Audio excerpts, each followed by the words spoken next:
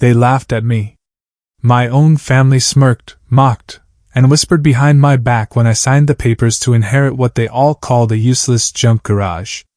But I had no idea that inside those rusted walls and dusty corners, a secret waited for me, a secret buried so deep it would change my life forever. Before I begin, I want to ask you something. From which beautiful country of the world are you watching right now? Drop it in the comments, and don't forget to like this video and subscribe to the channel, because today's story is one you'll never forget. My name is Daniel Harris. I'm 34 years old, and until recently, I lived a quiet, almost uneventful life in a small American town. Nothing extraordinary ever happened to me. But everything shifted the day I inherited my late uncle's old garage. To most people, it was nothing more than a collapsing structure on the edge of town. The kind of place where paint peeled off like dried skin, where weeds grew tall enough to swallow the fences, and where the stench of oil and rust lingered in the air. To my family, it was an embarrassment, a joke. Daniel inherited junk, they sneered. But for me, the garage wasn't just property.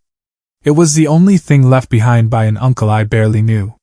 He was a quiet, distant man, always keeping to himself, avoiding family gatherings, and disappearing for weeks without explanation. People called him eccentric. Some called him crazy. Now, I was about to find out why. When I first pushed open the garage doors, a wave of dust struck me in the face. The hinges groaned like an animal in pain.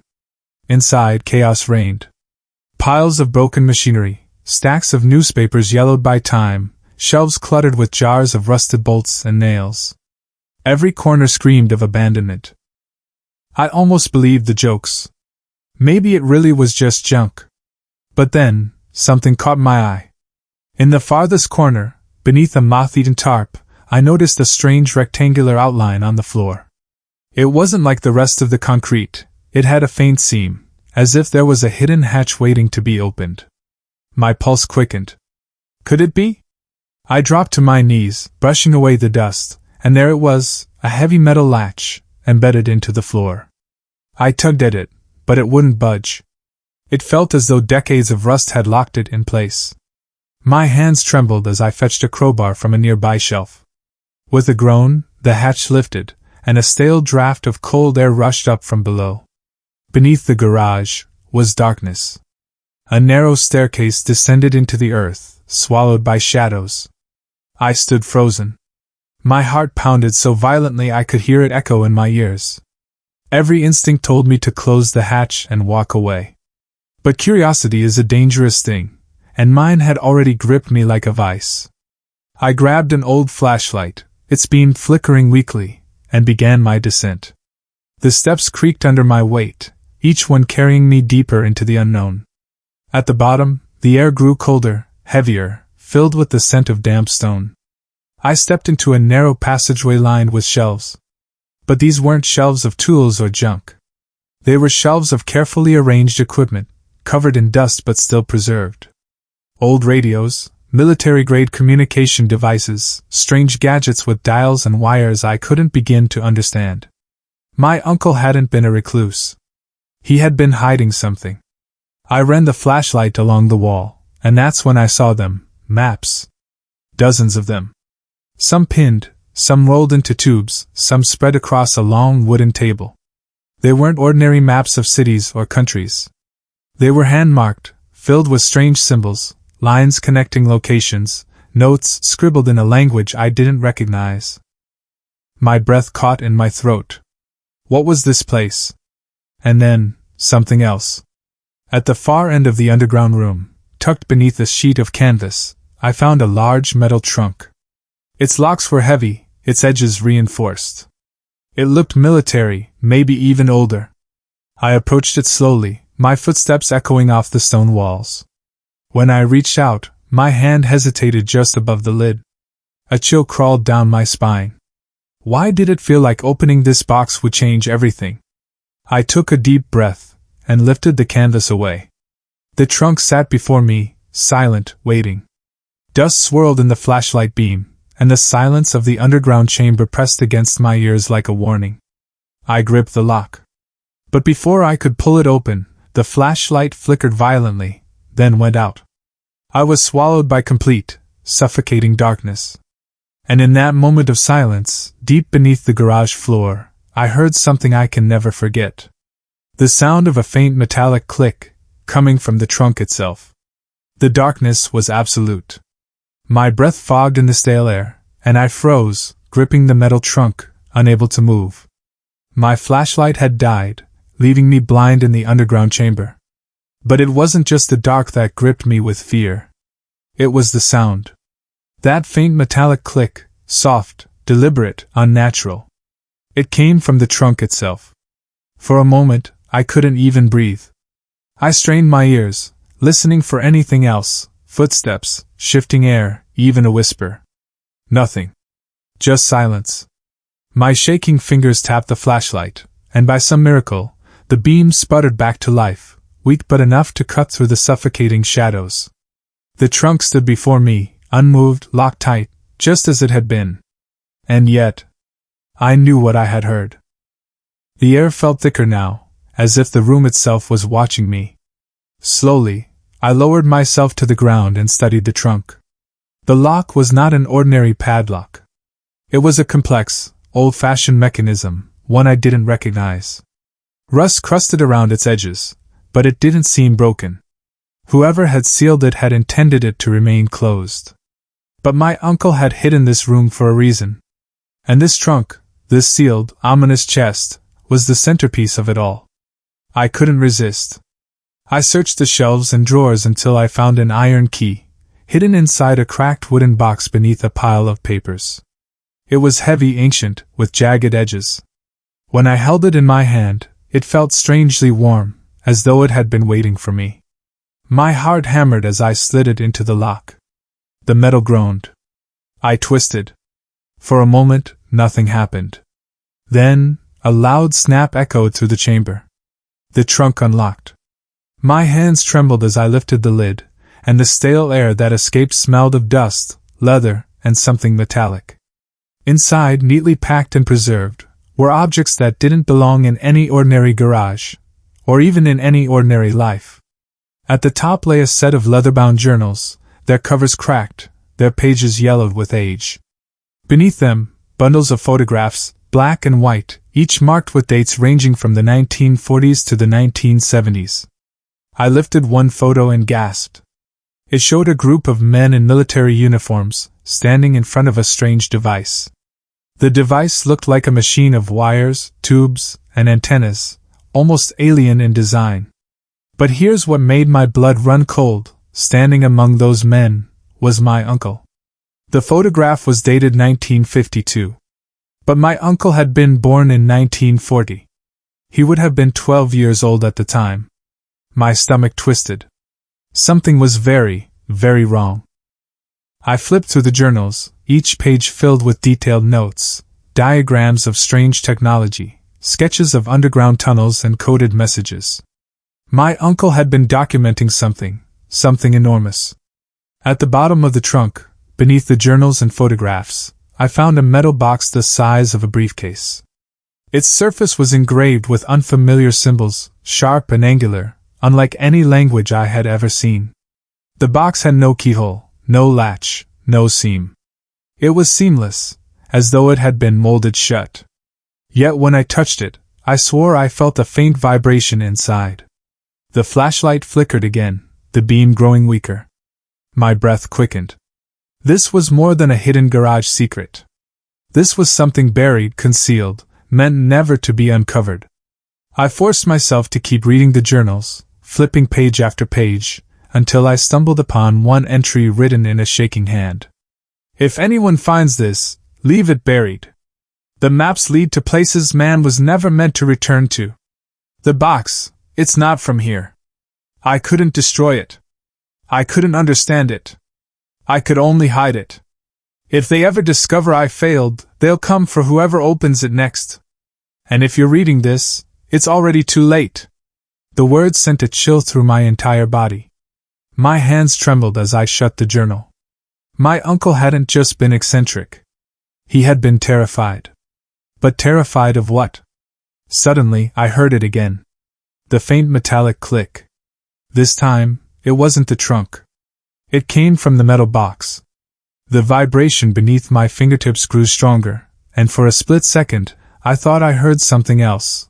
A low, humming sound, as if a machine deep inside the box was stirring awake after decades of silence. I stumbled backward, nearly dropping the flashlight. My breath came in ragged gasps. What had I just awakened?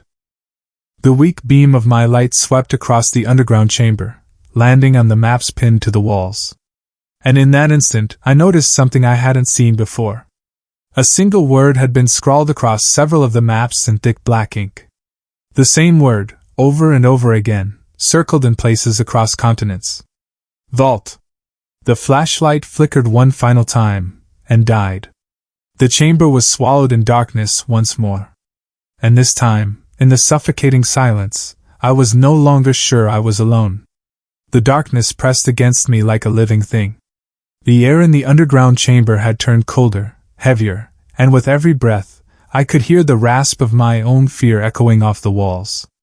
My flashlight had died, leaving me alone with only the echo of the word carved into my mind, vault. I fumbled in my pocket for my phone, praying the battery still held. The glow of its screen sliced through the suffocating black, dim but enough to reveal the outlines of the maps, the journals, and that impossible metal box that still seemed to vibrate faintly on the table. My instincts screamed at me to leave it behind, to close the hatch upstairs, and never look back. But something stronger held me there. Curiosity, yes, but also the gnawing feeling that this was more than my uncle's secret. It was my inheritance, for better or worse. I turned back to the journals, flipping through them under the pale light of my phone. Page after page was filled with frantic scrawls, diagrams of circuits that looked alien, coordinates scrawled in code, and references to names I had never heard of: Vault 6, Vault 9, Vault 13. Each note seemed more paranoid than the last, but there was a consistency, a trail of thought that tied them all together. One passage stood out, written in a hand that seemed more desperate than the rest. The vaults are not shelters. They are prisons. Each one holds fragments of it. I was tasked to watch, to guard, but I failed. They will come for the box. If the vaults are opened, it won't just be a secret anymore. It will be an outbreak. Outbreak. The word gnawed at me. My hands grew clammy, the phone slipping slightly from my grip. Outbreak of what? Disease? A machine? Something alive? I leaned against the cold stone wall, my thoughts spinning. My uncle had been connected to something vast, something global. The photographs proved he had been involved long before his own time, as though history itself bent around him. The maps marked vaults across continents. And the box, the humming, sealed box, was the heart of it all. But then I noticed something else. On one of the pinned maps, just above the word vault, there was a circled location. Not in some faraway land, not on the other side of the world, but right here, within a few miles of the garage. My stomach dropped. The nearest vault wasn't far at all. I shoved the journals into my backpack, slipped the photos inside my jacket, and against every instinct screaming at me, I picked up the metal box. It was heavier than it looked, unnaturally so, as if its weight belonged to something far denser than metal. The humming grew faintly louder when I touched it, almost in rhythm with my heartbeat. I climbed the stairs back to the garage, the hatch groaning shut above me, sealing the underground chamber once more. The garage felt different now, as though the shadows leaned closer, aware of what I had unearthed. That night, sleep never came. I sat in my small apartment, the journals spread across my table, the box resting in the corner like an unspoken threat. My family mocked me for inheriting junk, but they had no idea. What I held wasn't junk. It was a key to a story buried for decades. By morning, I made my decision. I had to see it for myself. The vault. The coordinates in my uncle's notes pointed to an abandoned stretch of woodland just outside town. A place where no one went anymore, where the ground was soft, and the trees grew so thick they blotted out the sun. I drove there with the box beside me, its faint vibration filling the silence of the car. When I reached the spot, the woods swallowed me whole. My footsteps crunched on dead leaves as I followed the coordinates, my phone guiding me deeper until I stumbled into a clearing. And there, I saw it. Half buried in earth and ivy, hidden from anyone who might pass, was a structure of cold metal. Not a door, not a shack, but a hatch. Thick, rusted, reinforced, almost identical to the one I had found in the garage. Its surface was scarred, as though someone had tried to break into it long ago, and failed. I crouched down, brushing dirt away from the seam. The hatch was sealed, no handle, no lock. Just smooth, impenetrable steel. But as I placed the box down near it, the vibration grew stronger, and for the first time, I heard the hatch respond. A faint groan of shifting metal echoed beneath the ground. The vibration spread into the soil itself, humming through my knees as I crouched. The hatch wasn't just a door. It was alive, reacting to the presence of the box. I staggered back, my breath catching in my throat. The ground trembled faintly, and with it came a sound. A voice. Not words. Not language. Just a low, guttural resonance that seemed to rise from the earth itself. It wasn't human. It wasn't mechanical. It was something else entirely. And then, silence. The box went still. The vibration ceased. The hatch lay quiet once more, as if nothing had happened.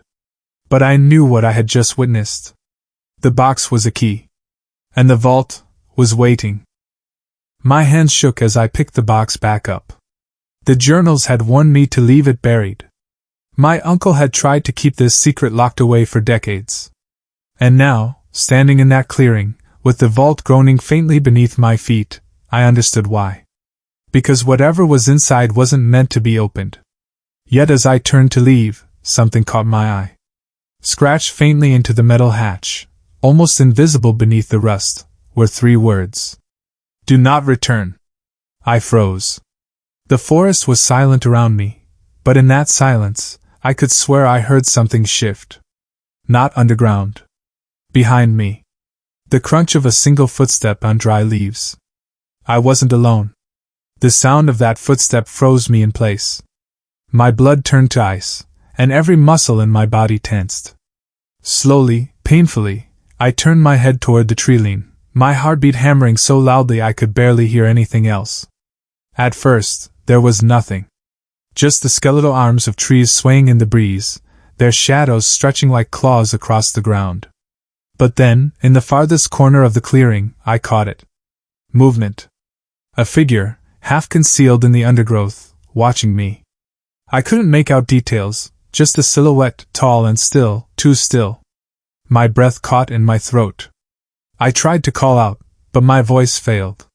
For what felt like an eternity, we stared at each other across the clearing, the silence pressing in on me like a weight. And then, the figure stepped back. 1 step. Another. And then it was gone, swallowed by the forest as though it had never been there at all. My chest heaved as I forced myself to move, clutching the metal box to my chest as I stumbled through the trees, every branch snapping beneath my boots sounding like a gunshot in the quiet woods. My thoughts raced. Had someone followed me? Did they know about the garage? About the box? About the vault? By the time I reached my car, sweat drenched my back and my hands shook violently on the steering wheel.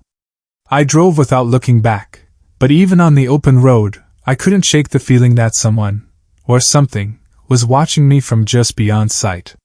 Back at my apartment, I locked every door, pulled every curtain, and set the box on the table under the harsh glow of the lamp.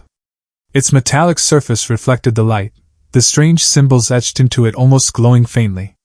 I opened the journals again, desperate for answers. And that's when I found it. A section I hadn't noticed before, tucked into the middle of one journal, pages marked with a different kind of ink, darker, fresher. My uncle had written about the Watchers. They are not government, not military, not even human in the sense we know. They guard the vaults, hidden in plain sight, tracking the box wherever it moves. Once the box is active, once it resonates, they awaken. If you see them, it is already too late. My blood went cold. The figure in the woods. The stillness. The silent retreat. Could it have been one of them? The words blurred before my eyes as panic clawed at me. If my uncle had been hunted, if he had lived in fear until his final days, then inheriting the garage hadn't been a gift. It had been a trap. I barely slept that night, haunted by shifting shadows outside my window, by the sensation of unseen eyes boring into me. Every sound of creaking pipes, every car passing in the distance felt like a signal, like they were closing in. But the box, the cursed, impossible box, wouldn't leave me alone. Around midnight, the humming began again. Faint at first, like the purr of an engine in the distance, then stronger, vibrating through the table, rattling the glasses in my cupboard. My lamp flickered, my phone screen glitched with static. And then I saw it. Symbols.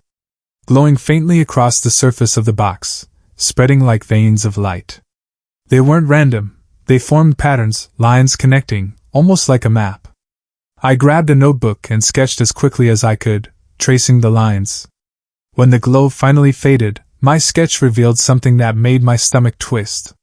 It was a map of the world. And on that map, several locations burned like beacons. The same ones my uncle had marked in his journals. Vaults. But there was one more. A new one. A place my uncle had never written about. And it was here. My town. I staggered back from the table, the notebook trembling in my hands. Why had it appeared now? Why had the box revealed another vault, so close to me?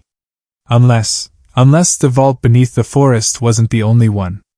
Unless there was something hidden even deeper, something my uncle hadn't found. As panic gnawed at me, I realized something terrifying. The figure in the woods hadn't been chasing me away. They had been waiting.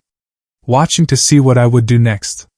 The thought was unbearable, but I knew what I had to do. If my uncle had spent his life running from this, hiding the truth, and if he had still failed, then I couldn't just ignore it. The vaults, the watchers, the box, they were connected, and I was already too deep in to turn back. I packed the journals, the maps, and the box into a duffel bag. If the vaults were prisons, I had to know what they held. If the box was a key, I had to understand what it unlocked. My uncle had left warnings, but he had also left a trail. And I couldn't shake the thought that maybe he wanted me, or someone, to finish what he started. But just as I zipped the bag shut, I froze. The air in the room shifted. Heavy. Pressing. As if someone else was there. I turned slowly, my breath caught in my chest. And there, just beyond the glass of my living room window, stood the same figure from the woods. Closer now. Clearer. It wasn't wearing clothes I recognized. Its outline was human, but its proportions were wrong. Too tall. Too thin.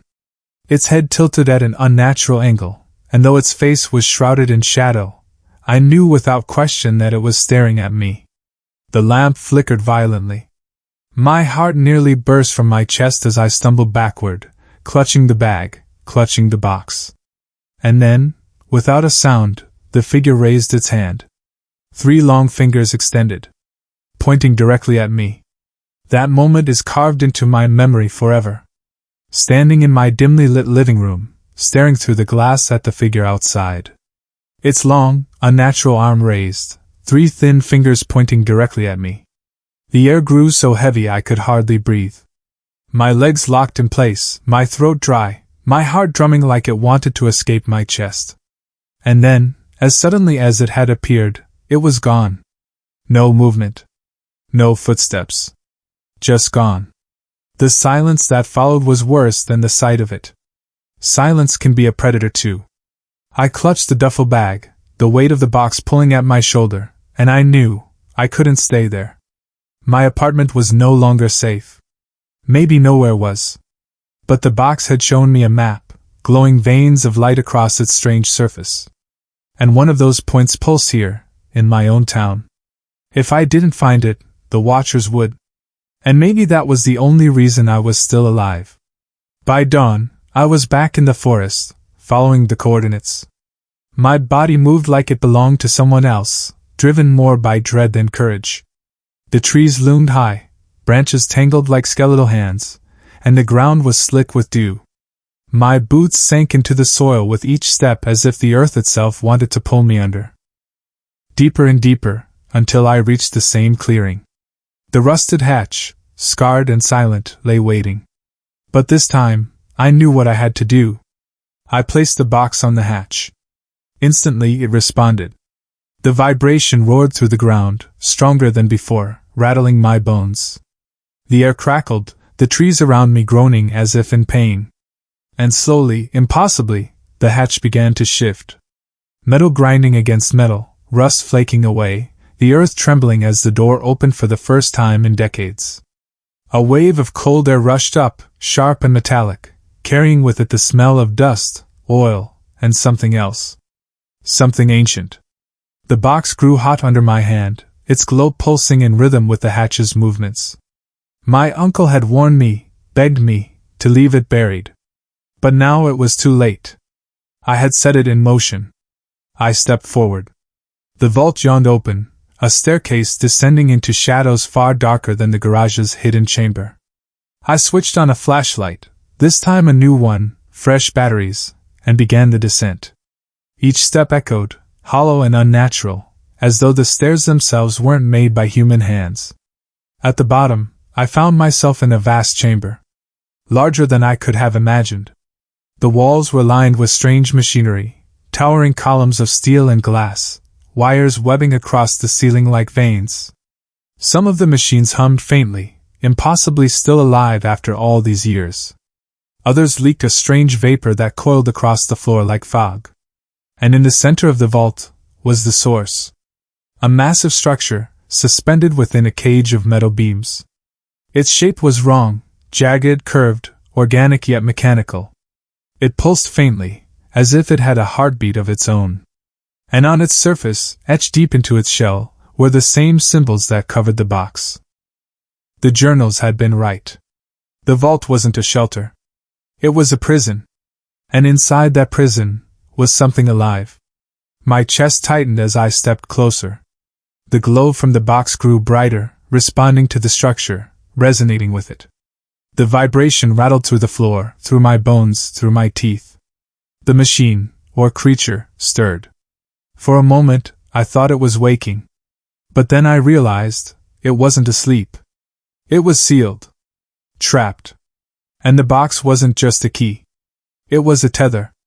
A way to connect to whatever this thing was. I lifted the box, and in that instant, visions slammed into me. Not dreams, not memories, but flashes of something vast, something beyond comprehension.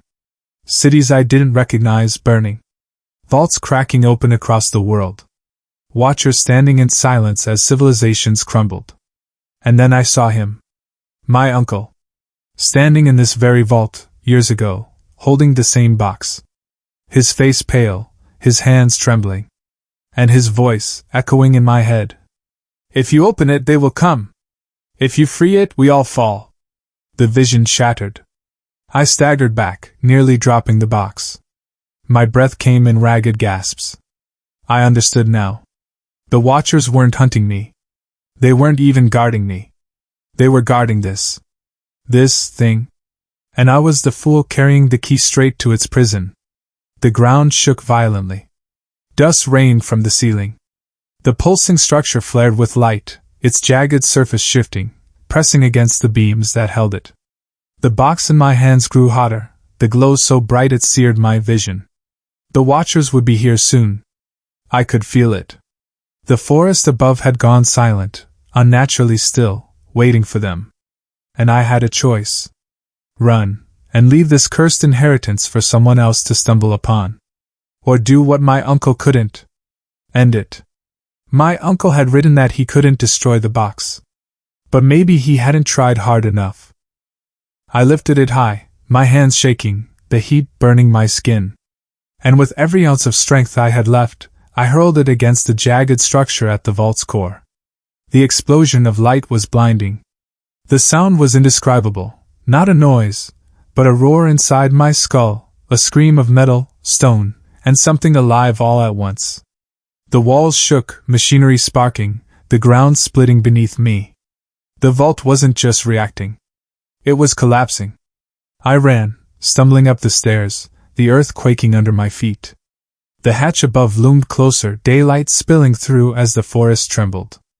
I burst into the clearing just as the vault behind me gave one final, deafening roar. And then silence. The hatch slammed shut, sealing itself with a final groan. The ground stilled. The air cleared. I collapsed to my knees, gasping, my ears ringing, my skin scorched where the box had burned me. And when I looked back, the hatch was gone. Buried. As if it had never existed. The watchers never came. Or maybe, they no longer needed to. I don't know what I destroyed that day, or if I destroyed it at all. Maybe I only delayed it. Maybe the vaults still wait, scattered across the world, their secrets pulsing in the dark. But I do know this, my family was wrong. The garage wasn't junk. It was a doorway. And what lay beneath it was never meant to be found. Sometimes, I wake in the night, my skin prickling, my ears straining for the sound of footsteps outside my window. Sometimes, I swear I hear that faint hum again, buried deep beneath the earth. And when I do, I wonder, did I end it that day? Or did I just wake it up?